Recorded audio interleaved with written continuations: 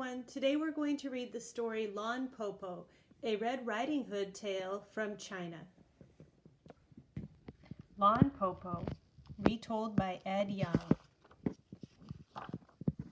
To all the wolves of the world for lending their good name as a tangible symbol for our darkness.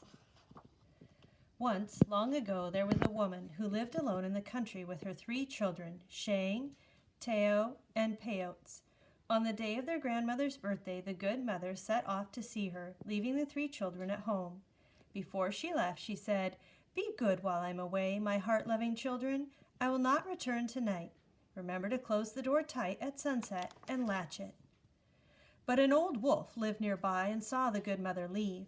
At dusk, disguised as an old woman, he came up to the house of the children and knocked on the door twice. Bang, bang. Shang, who was the eldest, said through the latched door, "Who is it?" "My little jewels," said the wolf. "This is your grandmother, your Po Po." "Po Po," Shang said, "our mother has gone to visit you." The wolf acted surprised. "To visit me? I've not met her along the way. She must have taken a different route." "Po Po," Shang said, "how is it that you come so late?" The wolf answered, "The journey's long, my children, and the day is short." Shang listened through the door. "Po Po," she said, "why is your voice so low?"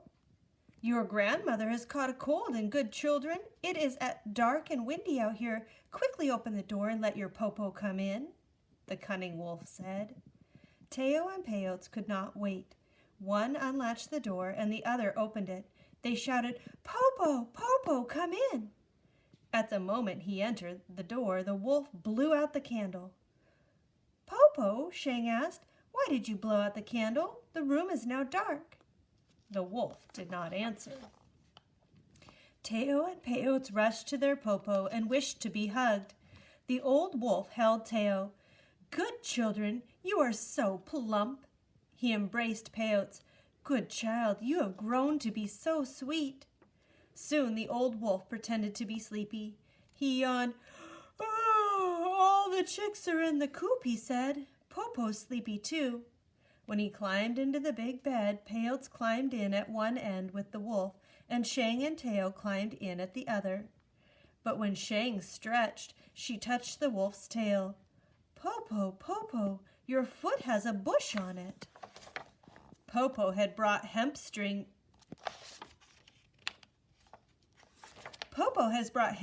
to weave you a basket, the wolf said.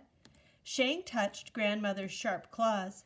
"Po Po, Po Po, your hand has thorns on it." "Po Po has brought you an awl to make shoes for you," the wolf said. At once, Shang lit the light and the wolf blew it out again, but Shang had seen the wolf's hairy face. "Po Po, Po Po," she said, for she was not only the eldest, she was the most clever. "You must be hungry. Have you eaten ginkgo nuts?" "What is ginkgo?" the wolf asked. "Ginkgo is soft and tender like the skin of a baby. One taste and you will live forever," Shang said, "and the nuts grow on the top of the tree just outside the door." The wolf gave a sigh. "Oh dear, Po Po is old. Her bones have become brittle. No longer can she climb the trees." "Good, Po Po, we can pick some for you," Shang said. The wolf was delighted. Shang jumped out of bed and Teo and Peyotes came with her to the ginkgo tree. There Shang told her sisters about the wolf and all 3 climbed up the tall tree. The wolf waited and waited. Plump Teo did not come back. Sweet Peyotes did not come back. Shang did not come back, and no one brought any nuts from the ginkgo tree.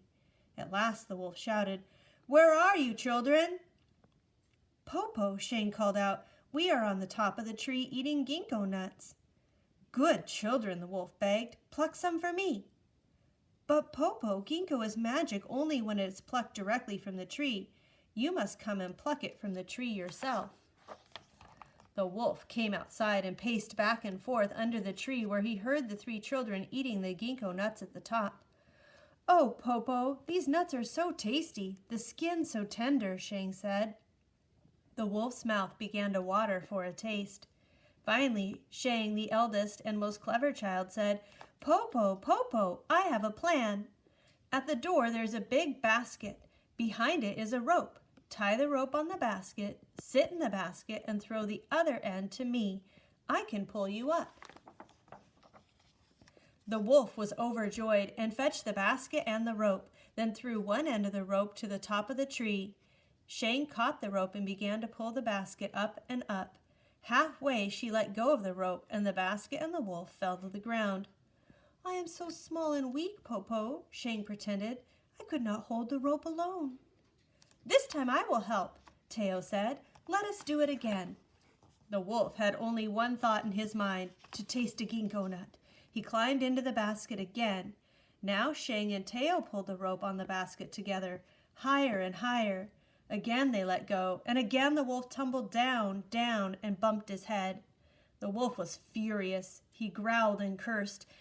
"We could not hold the rope, Po Po," Shang said, "but only one ginkgo nut and you will be well again." "I shall give a hand to my sisters this time," Peyotes, the youngest, said. "This time we shall not fail." Now the children pulled the rope with all their strength.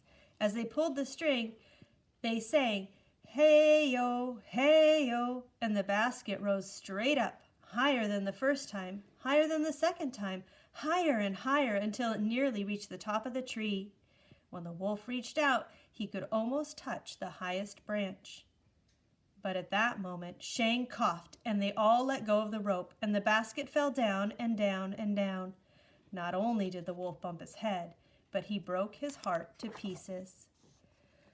"Po Po!" Shang shouted, but there was no answer. "Po Po!" Teo shouted, but there was no answer. "Po Po!" Poet shouted. There was still no answer.